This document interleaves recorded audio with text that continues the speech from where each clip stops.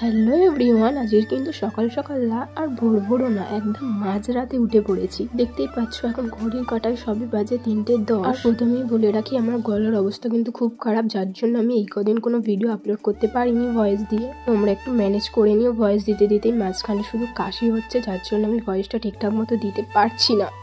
আমি কিন্তু ঘুম থেকে উঠেই প্রথমে রেডি হয়ে নিয়েছিলাম, কারণ প্রচন্ড পরিমাণে ঠান্ডা। এই ঠান্ডায় যদি আমি নিজেকে রেডি না করে চাপাচুপি না দিয়ে ব্রাশ করতে যেতাম তাহলে আমি পুরো ঠান্ডায় জমে যেতাম। তো এখানে আমার ব্রাশ করা কমপ্লিট। আর জানি না চুলটা স্ট্রেট করার পর থেকে সামনে এখানটায় খোঁচা হয়ে থাকে, যতই আমি হাত দিয়ে শুরু করি দিই না কেন ও আবার দাঁড়িয়ে। তো আমি কিন্তু ময়েশ্চারাইজারটা মেখে ফুলফিল রেডি হয়ে গেছি। আর এখন ঘড়ির কাঁটায় বাজে 4:45। রাস্তাটা জাস্ট দেখো, পুরো অন্ধকার। আর 4:45 মানে নিশ্চয়ই সূর্য মামা উঠবে না, রাস্তা অন্ধকারই থাকবে, এটা ভাবার কিছু নেই।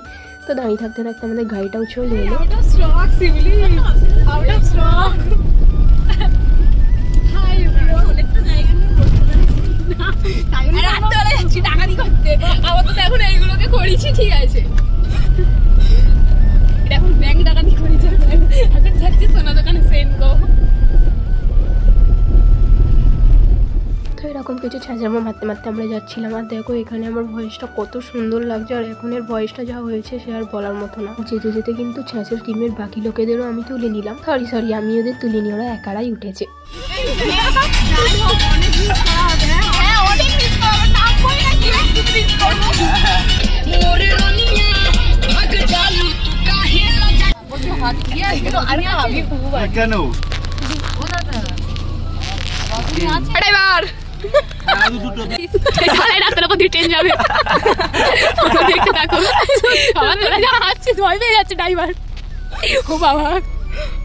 হ্যাপি বার্থডে চু চু, এরকম একটু ভিডিও করে রেখে।